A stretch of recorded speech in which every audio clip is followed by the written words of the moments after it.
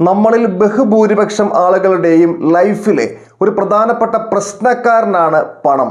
പണം ഇല്ല എന്നതാണ് കുറേ പേരുടെ പ്രശ്നം. പണം കുറവാണ് എന്നതാണ് വേറെ കുറേ ആളുകളുടെ പ്രശ്നം. പണം തികയുന്നില്ല എന്നതാണ് മറ്റു കുറേ പേരുടെ പ്രശ്നം. എന്ന് പറഞ്ഞു കഴിഞ്ഞാൽ പണത്തിന് നമ്മളോടൊരു സ്നേഹമില്ല, സൗഹൃദമില്ല, അടുപ്പമില്ല. അതുകൊണ്ട് തന്നെ അത് നമ്മുടെ അടുത്തേക്ക് വരുന്നില്ല, വന്നാൽ തന്നെ ചേർന്ന് നിൽക്കുന്നില്ല. മറ്റൊരു രീതിയിൽ പറഞ്ഞാൽ പണത്തിന് നമ്മളോട് സ്നേഹവും സൗഹൃദവും അടുപ്പവും ബഹുമാനവും ഒക്കെ ഉണ്ട് എങ്കിൽ അത് ഒരിക്കലും നമുക്കൊരു പ്രശ്നക്കാരനാവില്ല. എന്ന് മാത്രമല്ല, അത് എപ്പോഴും നമ്മോടൊപ്പം ഉണ്ടാവുകയും ചെയ്യും. നമുക്കെല്ലാവർക്കും തന്നെ വളരെ പ്രിയപ്പെട്ട ഒരു സുഹൃത്തെങ്കിലും ഉണ്ടായിരിക്കും. നമ്മളോട് ഏറ്റവും സ്നേഹമുള്ള ഒരു സുഹൃത്ത്, നമ്മളോട് ഏറ്റവും കരുതലുള്ള ഒരു സുഹൃത്ത്, നമ്മളോട് ഏറ്റവും അടുപ്പമുള്ള ഒരു സുഹൃത്ത്, നമ്മുടെ സുഖദുഃഖങ്ങളിൽ നമ്മോടൊപ്പം ചേർന്ന് നിൽക്കുന്ന ഒരു സുഹൃത്ത്. എങ്ങനെയാണ് ഈ ഒരു സൗഹൃദം, ഈ ഒരു ബന്ധം നമ്മൾ മെയിൻറ്റെയിൻ ചെയ്ത് മുൻപോട്ട് കൊണ്ടുപോകുന്നത്? ഉത്തരം വളരെ സിമ്പിളാണ്. അയാൾക്ക് നമ്മളോടുള്ള സ്നേഹവും കരുതലും അടുപ്പവും ഒക്കെ നമുക്ക് തിരിച്ചും അയാളോടുണ്ട്, ഒട്ടും കുറയാത്ത രീതിയിൽ. അതുകൊണ്ട് ആ ബന്ധം വളരെ സ്മൂത്ത് ആയിട്ട് മുൻപോട്ട് പോയിക്കൊണ്ടിരിക്കുന്നു. എന്നാൽ പണം മനുഷ്യനെ പോലെയല്ല. പണം എന്നത് ഒരു മനുഷ്യ നിർമ്മിത വസ്തുവാണ്. അതിന് മനസ്സില്ല, മനസാക്ഷിയില്ല, ആത്മാവില്ല, ജീവനില്ല, ഒന്നുമില്ല. ഈ സത്യങ്ങളെല്ലാം ഉൾക്കൊണ്ടുകൊണ്ട് തന്നെ പറയുകയാണ്, നേരത്തെ പറഞ്ഞ നിങ്ങളുടെ ആ പ്രിയപ്പെട്ട സുഹൃത്തിന് നിങ്ങൾ കൊടുക്കുന്ന രീതിയിൽ കരുതലും സ്നേഹവും സൗഹൃദവും ഒക്കെ നിങ്ങൾ പണത്തിനും കൊടുക്കുകയാണെങ്കിൽ പണം നിങ്ങൾക്കും തിരിച്ചും അതൊക്കെ തരും. നിങ്ങളോടൊപ്പം എല്ലായ്പ്പോഴും ഉണ്ടാവും, നിങ്ങളോട് ചേർന്ന് നിൽക്കുകയും ചെയ്യും. പിന്നെ നിങ്ങളുടെ ജീവിതത്തിൽ ഈ പണം ഒരു പ്രശ്നക്കാരനായിരിക്കില്ല. ഇതെങ്ങനെയാണ് സാധിക്കുക എന്ന് നമുക്ക് നോക്കാം. ഒന്നാമത്തെ സംഗതി ഇതാണ്: respect money like a loyal friend. നിങ്ങളുടെ ആ സുഹൃത്തിനോട് നിങ്ങൾക്ക് തീർച്ചയായിട്ടും ഒരു ബഹുമാനമുണ്ട്. നിങ്ങൾ അയാളെ നല്ല ആവശ്യങ്ങൾക്ക് വേണ്ടി മാത്രമേ ഉപയോഗിക്കുകയുള്ളൂ, നന്മകൾക്ക് വേണ്ടി മാത്രമേ ഉപയോഗിക്കുകയുള്ളൂ.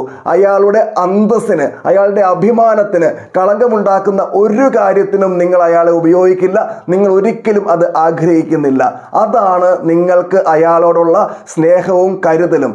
അതാണ് നിങ്ങളുടെ ആ സൗഹൃദത്തിൻ്റെ വില.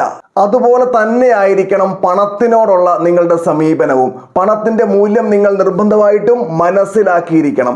ഒരിക്കലും നമ്മൾ അതിനെ തെറ്റായ കാര്യങ്ങൾക്ക് വേണ്ടി ഉപയോഗിക്കരുത്. നന്മകൾക്ക് വേണ്ടി മാത്രമേ ഉപയോഗിക്കാൻ വേണ്ടി പാടുള്ളൂ. ഒരിക്കലും അതിനെ ധൂർത്തടിക്കരുത്. പണത്തിനോട് ഒരു കരുതൽ നമുക്ക് എല്ലായ്പ്പോഴും ഉണ്ടായിരിക്കണം. അതിന്റെ വില കളയുന്ന ഒരു പ്രവൃത്തിയും നമ്മുടെ ഭാഗത്തു നിന്ന് ഉണ്ടാകാൻ വേണ്ടി പാടില്ല. ഇനി രണ്ടാമത്തെ കാര്യം, understand to strengthen the friendship. നിങ്ങളുടെ ആ ആത്മാർത്ഥ സുഹൃത്തിനെ നിങ്ങൾ നന്നായിട്ട് മനസ്സിലാക്കിയിട്ടുണ്ട്. അയാളുടെ പ്രശ്നങ്ങളൊക്കെ നിങ്ങൾക്ക് അതേ രീതിയിൽ തന്നെ ഉൾക്കൊള്ളാൻ സാധിക്കുന്നുണ്ട്. അയാളുടെ പല പ്രശ്നങ്ങളും, അയാളുടെ പല വിഷമങ്ങളും, അയാളുടെ പല ഫീലിങ്ങുകളും പറഞ്ഞില്ലെങ്കിൽ പോലും മനസ്സിലാക്കാൻ നിങ്ങൾക്ക് സാധിക്കുന്നുണ്ട്. അതാണ് നിങ്ങൾക്കിടയിലുള്ള അണ്ടർസ്റ്റാൻഡിങ്. ഇതേപോലെ തന്നെ ആയിരിക്കണം പണത്തിനോടുള്ള നിങ്ങളുടെ സമീപനവും. അത് എവിടെ നിന്നും വരുന്നുവെന്നും എങ്ങോട്ടൊക്കെ പോകുന്നുവെന്നും നിങ്ങൾ നിർബന്ധമായിട്ടും അറിഞ്ഞിരിക്കണം. എന്ന് പറഞ്ഞു കഴിഞ്ഞാൽ നിങ്ങളുടെ വരവ് ചിലവുകൾ നിങ്ങൾ കൃത്യമായിട്ട് റെക്കോർഡ് ചെയ്യണം. നിങ്ങൾക്ക് കൃത്യമായിട്ടുള്ള ഒരു ബഡ്ജറ്റ് ഉണ്ടായിരിക്കണം. അത്യാവശ്യ സമയത്ത് നമ്മുടെ ഈ പ്രിയപ്പെട്ട സുഹൃത്ത് നമ്മളെ സഹായിക്കാൻ വേണ്ടി വരും. അപ്പോൾ നമ്മൾ അടച്ചിടരുത്. എന്ന് പറഞ്ഞു കഴിഞ്ഞാൽ അത്യാവശ്യ സമയങ്ങളിൽ പണം നമ്മുടെ അടുത്തേക്ക് വരണം. അതിനുവേണ്ടി തീർച്ചയായിട്ടും നമുക്കുണ്ടാവണം ഒരു എമർജൻസി ഫണ്ട്. ഇനി മൂന്നാമത്തെ സംഗതി, have a positive attitude to attract friendship. നിങ്ങളുടെ ആ പ്രിയപ്പെട്ട സുഹൃത്തിനോട് നിങ്ങൾക്കുള്ളത് ഒരു പോസിറ്റീവ് ആറ്റിറ്റ്യൂഡാണ്. അയാളുടെ നന്മകളെയാണ് നിങ്ങൾ കാണുന്നത്. അതുകൊണ്ടാണ് നിങ്ങൾ ഇത്രയ്ക്ക് അടുത്തത്. അദ്ദേഹത്തിൻ്റെ കുറവുകളെ പെരുപ്പിച്ച് കാണിക്കുന്ന, അദ്ദേഹത്തെ പറ്റി അനാവശ്യം പറയുന്ന ഒരുപാട് പേര് ചുറ്റുമുണ്ടായിരിക്കാം. പക്ഷേ നമ്മൾ തീർച്ചയായിട്ടും അവരിൽ നിന്നൊക്കെ എന്ത് ചെയ്യണം? ഒരു അകലം നിർബന്ധമായിട്ടും പാലിച്ചിരിക്കണം. ഇതേപോലെ തന്നെ ആയിരിക്കണം പണത്തിനോടുള്ള നിങ്ങളുടെ സമീപനവും. പണത്തിനോട് നിങ്ങൾക്കൊരു പോസിറ്റീവ് ആറ്റിറ്റ്യൂഡ് ആയിരിക്കണം നിർബന്ധമായിട്ടും ഉണ്ടായിരിക്കേണ്ടത്. പണം ഒരു നല്ല സംഗതിയാണ് എന്ന സത്യം നമ്മൾ മനസ്സിലാക്കിയിരിക്കണം. കുറെ പേരുണ്ട് പണത്തെ പറ്റി അനാവശ്യം പറയുന്നവര്. പണം പിശാചാണ്, പണമുള്ളവന് ഉറക്കമില്ല, പണമുണ്ടെങ്കിൽ സമാധാനം നഷ്ടപ്പെട്ടു പോകും എന്നൊക്കെ പറയുന്ന ആളുകളുണ്ട്. ഇത്തരക്കാരിൽ നിന്നും തീർച്ചയായിട്ടും ഒരു അകലം സൂക്ഷിക്കണം. ഇനി നാലാമത്തെ കാര്യം, ലവ് ഹൂ ലവ്സ് എന്ന് പറഞ്ഞു കഴിഞ്ഞാൽ നമ്മുടെ ആ പ്രിയപ്പെട്ട സുഹൃത്തിന് പ്രിയപ്പെട്ടവരായി വേറെ കുറെ പേർ കൂടി ഉണ്ടാവും. അയാളുടെ മാതാപിതാക്കൾ, അയാളുടെ സഹോദരങ്ങൾ, അയാളുടെ അധ്യാപകർ, അയാളുടെ മറ്റു സുഹൃത്തുക്കൾ, അവരും നമ്മളെ പോലെ തന്നെ ഇദ്ദേഹത്തിന്റെ നന്മകൾ ആഗ്രഹിക്കുന്നവരാണ്. നമ്മുടെ അടുത്ത് നിൽക്കുമ്പോൾ നമ്മുടെ ആ സുഹൃത്തിന് സന്തോഷവും സുരക്ഷിതത്വവും കിട്ടുന്ന പോലെ തന്നെ അവരുടെ അടുത്തു നിന്നും അദ്ദേഹത്തിന് ഇതേ സന്തോഷവും സേഫ്റ്റിയും ഒക്കെ കിട്ടാറുണ്ട്. നമ്മുടെ ആ സുഹൃത്തിന് പ്രിയപ്പെട്ട അവരൊക്കെ നമ്മുടെയും പ്രിയപ്പെട്ടവരായിരിക്കണം. നമ്മൾ നിർബന്ധമായിട്ടും അവരോടും ചേർന്നു നിൽക്കണം. കാരണം അവരും നമ്മെ പോലെ തന്നെ നമ്മുടെ ആ സുഹൃത്തിന്റെ ഉയർച്ചയും നന്മയും ആഗ്രഹിക്കുന്നവരാണ്, അദ്ദേഹത്തിന്റെ വില മനസ്സിലാക്കുന്നവരാണ്. അതുപോലെ പണത്തിനും പ്രിയപ്പെട്ടവരായിട്ട് ചിലരുണ്ട്. അത് സുരക്ഷിതമായി സന്തോഷമായി ഇരിക്കാൻ ആഗ്രഹിക്കുന്ന ചില ഇടങ്ങളുണ്ട്. അത് ബാങ്കിലെ സേവിങ്സ് ബാങ്ക് അക്കൗണ്ടിലാവാം, അല്ലെങ്കിൽ ബാങ്കിലെ ഫിക്സഡ് ഡെപ്പോസിറ്റിലാവാം, അല്ലെങ്കിൽ റിക്കറിംഗ് ഡെപ്പോസിറ്റിലാകാം, അല്ലെങ്കിൽ മ്യൂച്വൽ ഫണ്ടുകളിലാവാം, അങ്ങനെ എവിടെയും ആവാം. അത്തരം ഇടങ്ങളെ തീർച്ചയായിട്ടും നമ്മൾ സ്നേഹിക്കണം, ഇഷ്ടപ്പെടണം. അത്തരം ഇടങ്ങളുടെ മൂല്യം നമ്മൾ തീർച്ചയായിട്ടും മനസ്സിലാക്കണം. അത്തരം ഇടങ്ങൾ കൊണ്ട് നമുക്ക് എന്തൊക്കെ നേട്ടമുണ്ടാക്കാൻ സാധിക്കുമെന്നുള്ള കാര്യം നമ്മൾ അറിഞ്ഞിരിക്കണം. അവയെ ഏറ്റവും ഫലപ്രദമായിട്ട് ഉപയോഗിക്കാൻ നമുക്ക് സാധിക്കണം. ഇനി അഞ്ചാമത്തെ കാര്യം, create value to keep loyalty. നമ്മുടെ ആ പ്രിയപ്പെട്ട സുഹൃത്ത് നമ്മളിലേക്ക് അടുത്തതിന്റെ കാരണം എന്തായിരിക്കാം?